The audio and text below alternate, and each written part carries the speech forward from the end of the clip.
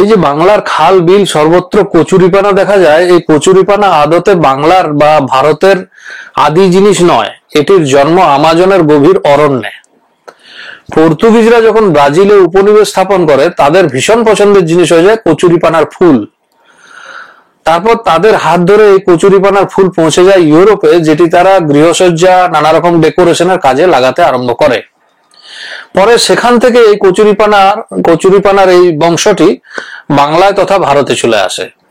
এখানে lady Hastings এর নাম আছে, যে মনে করা হয় তিনিই প্রথম এই কচুরিপানা বাংলাতে নিয়ে আসেন। অবশ্য দ্বিতীয় একটি মত পাওয়া যায় যে জর্জ মর্গান নামে একজন ব্যবসায়ী, যিনি ব্রাজিল থেকে এটি নিয়ে আসেন। তিনি স্কটল্যান্ডের ব্যবসায়ী ছিলেন এবং তিনি সম্ভবত পাটের ব্যবসা করতেন। যাই হোক, তারপরে কচুরিপানা বাংলার জল হাওয়ায় এতটাই পুষ্ট হয়ে গেল যে কচুরিপানা ছাড়া আর কোনো কিছু ওখানে আর সম্ভব ছিল না। বাংলার নিচু জমি, নাবাল জমি, যেগুলোতে সময়ে ধান, পাট ইত্যাদি চাষ হতো, সেগুলো কচুরিপানায় ভরপুর হয়ে গেল। আর তার চেয়ে একটু জলা জায়গা যেগুলোতে মাছ চাষ হতো, সেগুলোতে মাছ চাষও বন্ধ হয়ে গেল। মোটামুটি বাংলা একসময় দুর্ভিক্ষের পর্যায়ে পৌঁছে গেছিল, তার জন্য দায়ী ছিল কচুরিপানা।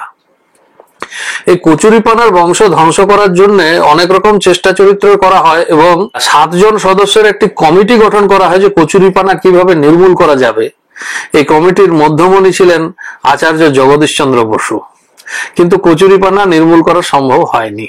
নির্বাচনী ইশতেহারে পর্যন্ত কচুরিপানা জায়গা নেয় যে আমাদের দল ক্ষমতায় এলে কচুরিপানা নির্মূল করা হবে।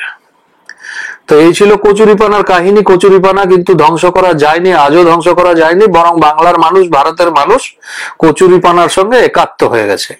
বর্তমানে কচুরিপানা একটি অর্থকরী ফসলই বলা যায়। এ থেকে অনেক কিছু হয়, ওই গৃহসজ্জা, তারপরে জৈব সার তৈরি হয়, আরো অনেক এই ফুলের টব, এই সমস্ত জিনিসপত্র অনেক কিছু তৈরি হয়।